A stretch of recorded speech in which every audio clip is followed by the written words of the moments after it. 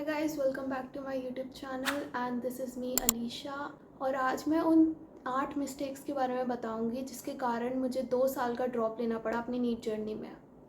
Okay, तो starting of जब मैं अपने नीट के लिए प्रिपेयर कर रही थी तो मैं I used to solve many other resources also.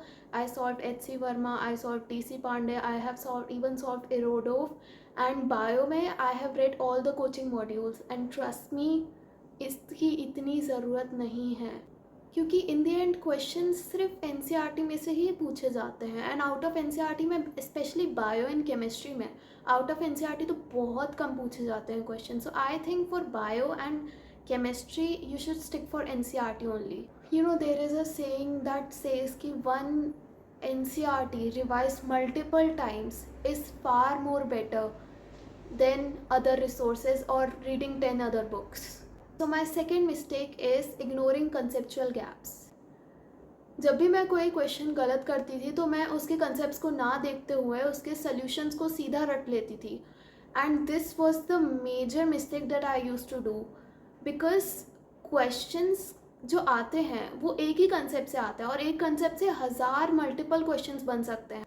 हमने एक क्वेश्चन किया, हमने 2 क्वेश्चन किया, हमने 3 क्वेश्चन किया और वो तीनों गलत थे और हमने उनके सॉल्यूशंस को रट लिया। तो फ्यूचर में जब वो तीनों क्वेश्चंस के दूसरे ऑल्टरनेट फॉर्म्स आएंगे तो हम लोग वो क्वेश्चन कभी कर ही नहीं पाएंगे क्योंकि हमने उस कंसेप्ट को समझा ही नहीं है कभी। सो अगली बार तुम्हें जब भी कोई क्वेश्चन समझ में नहीं आया तो उसके पीछे का कंसेप्ट देखो। Okay, so my third mistake is saving mock test for later. हम ये सोचते हैं कि सिलेबस एक बार कंप्लीट हो जाए तो फिर मॉक्स देंगे, but trust me, even toppers का भी सिलेबस कभी कंप्लीट नहीं होता है। तो जैसे ही 75% सिलेबस कंप्लीट हो जाए मॉक्स लगाना शुरू कर दो। तो my fourth mistake is not analysing test properly. After giving a test इधर I use to be very happy और वेरी डिसअपॉइंटेड कि मेरा टेस्ट बहुत अच्छा चला गया या फिर मेरा टेस्ट बहुत बुरा चला गया, बट मैं कभी उस टेस्ट के पीछे का एनालिसिस कभी करती ही नहीं थी। एंड बिकॉज ऑफ दैट मैं अपनी मिस्टेक्स जो थी वो बार बार रिपीट कर। कोचिंग के जो टीचर होते थे वो कहते थे कि हमारे मिस्टेक करने का एक फिक्स्ड पैटर्न होता है और जब हम उस पैटर्न को रिकॉग्नाइज कर ले, लाइक फॉर एग्जांपल तुम्हारे लिए हो सकता है कि कैलकुलेशंस करना बहुत ज़्यादा मुश्किल हो, so you should focus on improving your calculations. या फिर हो सकता है कि एक रिएक्शंस है जो तुम बार बार भूलते हो तो उस रिएक्शंस को एक बार पेपर देने से पहले एक बार रिवाइज कर लो। So my next mistake is thinking passive reading is equal to studying. अगर तुम फर्स्ट टाइम रीड कर रहे हो तो तुम्हारे लिए passive reading is okay, but अगर तुम सेकेंड या थर्ड बार रीड कर रहे हो तो आई थिंक कि पैसिव रीडिंग का इतना रिलेवेंस नहीं है। I recommend you use the method of active recall. So मुझे मेरी प्रिपरेशन के दौरान किसी ने कहा था to use space repetition. In this method you read it today, then you read it after 3 days and then you read it further after 5 days. Okay, so my next mistake is letting one backlog become 10। जब मैं अपने 11th में थी so because of some reasons मैंने lectures coaching के बहुत ज़्यादा miss कर लिए थे जिसके कारण मेरे बहुत ज़्यादा बैकलॉग हो गए थे। तो उन बैकलॉग को कवर अप करने के चक्कर में जो मैं करंटली पढ़ाया जा रहा था वो नहीं पढ़ती थी एंड मैं अपना पढ़ने लग जाती थी एंड बिकॉज ऑफ दैट जो करंटली पढ़ाया जा रहा है वो मेरा बैकलॉग में आ जाता था और फिर ये बैकलॉग की चेन मेरे लिए कंटिन्यू होती गई।